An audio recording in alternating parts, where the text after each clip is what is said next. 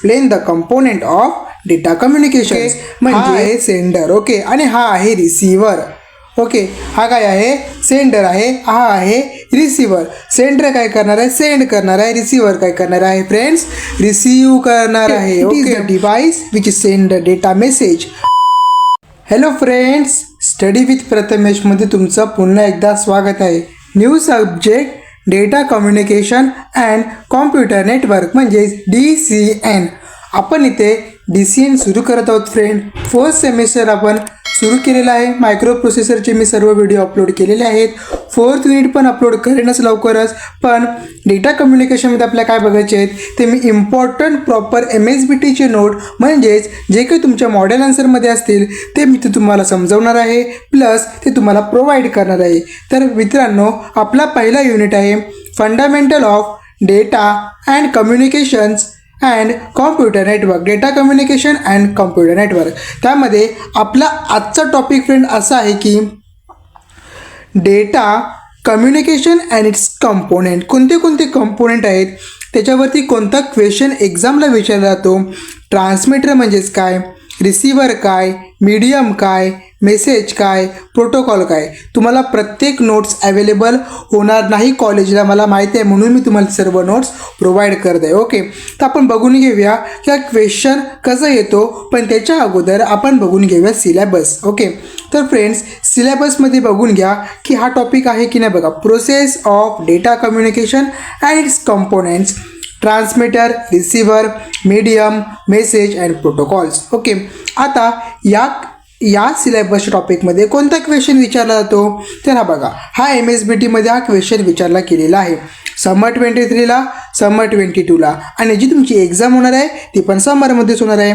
तर friends, question कसा होता, explain the component of data communications. म्हणजे जर तुम्हाला असं विचारलं की डेटा कम्युनिकेशनचे कंपोनेंट सांगा, तर तुम्हाला डायग्राम काढायची आहे, प्लस त्याचे कंपोनेंट एक्सप्लेन करायचे आहेत. ओके, आणि समर 22ला काय विचारलं होतं की describe the components of data communication with net diagram. तर तुम्हाला डायग्राम काढावीच लागणार आहे फ्रेंड्स. ओके, तर ह्याचा आन्सर कसं लिहायचं, ह्याचा प्रॉपर आन्सर मी तुम्हाला देत आहे फ्रेंड्स. पण जर अजून पण तुम्ही व्हिडिओ लाईक केला नसेल फ्रेंड्स, मी तुम्हाला इतके सर्व कॉन्टेंट प्रोव्हाइड करत असेल, तर फक्त तुम्ही छोटासा एक कमेंट टाका की सर व्हिडिओ खूप चांगली वाटली, थँक्यू सर वगैरे. तर मला खूप आवडेल जर तुम्ही एक छोटासा कमेंट देखील टाकलात तरी. ओके, तर आजच्या व्हिडिओमध्ये आपण बघूया डेटा कम्युनिकेशन आणि त्याचे कंपोनेंट्स काय आहेत ते. ओके, तर फ्रेंड्स, तुम्हाला सिम्पली ही डायग्राम लर्न करायची आहे, ही डायग्राम काढायची आहे एक्झामला. तर तुम्ही मला की डायग्राममध्ये सर काय आहे नेमकं, तर बघा, हा सेंडर आहे. ओके, हा आहे सेंडर. ओके, आणि हा आहे रिसिव्हर. ओके, हा काय आहे, सेंडर आहे, हा आहे रिसिव्हर. सेंडर काय करणार आहे, सेंड करणार आहे. रिसिव्हर काय करणार आहे फ्रेंड्स, रिसीव्ह करणार आहे. ओके, तर सेंडर काय सेंड करतो, तर मेसेज सेंड करतो. ओके, सेंडर समजा आता मी एक सेंडर आहे आणि हा माझा फ्रेंड आहे, मला ह्याला व्हॉट्सअप थ्रू मेसेज करायचा आहे, तर मी ह्याला रिसिव्हरपर्यंत, म्हणजे माझा फ्रेंड रिसिव्हर आहे आणि मी सेंडर आहे फ्रेंड्स. ओके, मी सेंड करतोय मेसेज म्हणजे मी सेंडर, आणि जो रिसीव्ह करतोय तो रिसिव्हर. ओके, आणि पण त्यांच्यामध्ये एक मीडियम जॉईन केलं आपण. या मीडियम थ्रू फ्रेंड्स काय होणार आहे, मेसेज ट्रान्सफर होतो. ओके, आणि हा तुमचा असतो message in type of the image, video, photos, anything that will be included in the message. Okay, and what do you mean by protocols? Protocols means what? इथं आपण एक बॉक्स काढायचा आहे, इथे बॉक्स काढायचा आहे, त्याच्यामध्ये याचा rule 1, rule 2 up to rule N पर्यंत. रूल 1, रूल 2, रूल N पर्यंत. आता मी तुम्हाला सांगतो फ्रेंड्स, एक तुम्ही कॅल्क्युलेट, म्हणजे तुम्हाला फक्त इमॅजिन करा, जर तुम्ही व्हॉट्सअपला काही मेसेज सेंड करत आहात. ओके, सेंडर सेंड करतोय वन्समध्ये, तर रूल काय आहे वन्सचा, की तुम्ही स्क्रीनशॉट घेऊ शकत नाही रिसिव्हर. तर हा झाला सेंडरचा रूल. तो इथे गेल्यानंतर तो स्क्रीनशॉट घेऊ शकत नाही किंवा तो सेव्ह पण करू शकत नाही. ओके, रिसिव्हरचा अजून एक काम काय फ्रेंड्स, की तो एकदा बॅक निघाला तर तो वन्समधली इमेज किंवा व्हिडिओ पुन्हा बघू शकत नाही. हे त्यांचे रूल्स, म्हणजेच आपण त्याला बोलतो प्रोटोकॉल्स.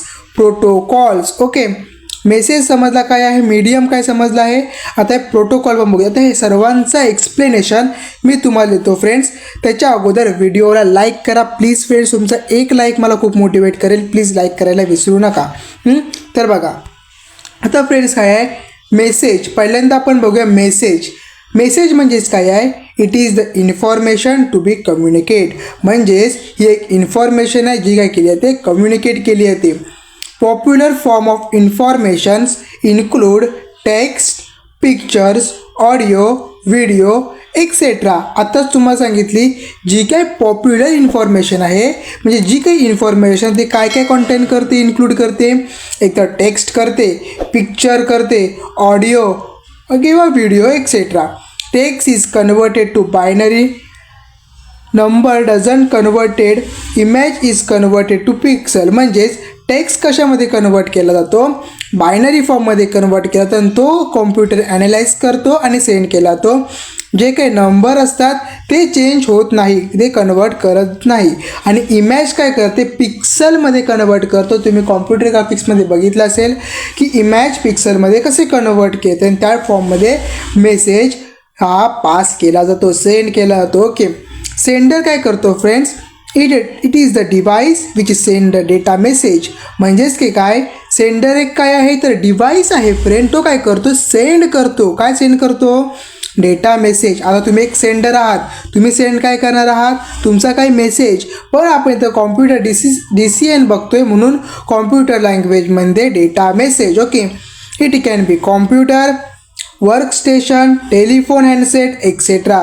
तो कॉम्प्युटर पण असू शकतो, वर्क स्टेशन पण असू शकतो किंवा टेलिफोन हँडसेट पण असू शकतो. रिसिव्हर काय करतो, सेम यासारखाच बघा. It is the device which receive the data message. म्हणजेच काय काय हा रिसीव करतो. काय रिसीव करतो, डेटा मेसेजला रिसीव करतो. It can be computer, work station, telephone handset etcetera. म्हणजे ह्याच्यामध्ये फक्त इथं सेंड टाकायचं होतं, इथे रिसीव टाकायचं होतं, बाकी दोघं पण सेम आहेत फ्रेंड. ओके. तर बघा ट्रान्समिशन मीडियम काय करतो, it is the physical path by which a message travel from sender to receiver. आता जो तुमचा मीडियम आहे, कोणता मीडियम फ्रेंड्स, हा बघा डायग्राममध्ये बघा, बघा हा तुमचा मीडियम आहे बरोबर आहे. ह्याच्यामधून काय केला तो फ्रेंड्स, त्यांनी काय बोललं आहे बघा इथे की it is the physical path. एक पाथ आहे, फिजिकल पाथ आहे by which the message travel from. त्याच्या थ्रू मेसेज ट्रॅव्हल केला जातो. कुठून, सेंडरपासून ते रिसिव्हरपर्यंत.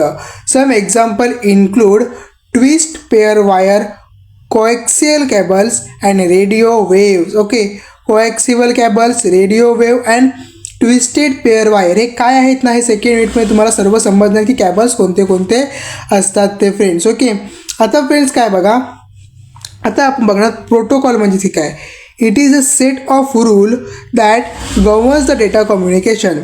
It represents an agreement between the communicating device. Without a protocol, two devices may be connected but not communicating. म्हणजेच की काय फ्रेंड्स, एक प्रोटोकॉल काय आहे, सेट ऑफ रूल्स आहेत. ओके. तर तुम्हाला कोणी विचारला प्रोटोकॉल म्हणजेच की काय, तर ते काय आहेत, तर ते आहेत सेट ऑफ रूल्स. ओके. म्हणजेच की काय सेट ऑफ रूल्स म्हणजे की कसा एक रूलचा काय तो सेट आहे. कशासाठी, गव्हर्न कशाला केला आहे तो, डेटा कम्युनिकेशनसाठी. And it represent and agreement between the data communication device. Without protocol, two devices may be connected but not communicating. जर प्रोटोकॉलमध्ये जर नसेल तुमच्याकडे तर डिव्हाइस तुम्ही कनेक्ट करू शकता पण ते कम्युनिकेट करू शकत नाही. लक्षात ठेवा, तो प्रोटोकॉल खूप इम्पॉर्टंट आहे. प्रोटोकॉल पण डेफिनेशन 2 मार्काला पण विचारली जाते, तर तुम्ही ही लर्न करून घ्या. आणि हा क्वेश्चन तुम्हाला 6 मार्काला किंवा 4 मार्काला विचारला जाईल. मिळूया पुढच्या व्हिडिओमध्ये. तोपर्यंत बाय बाय.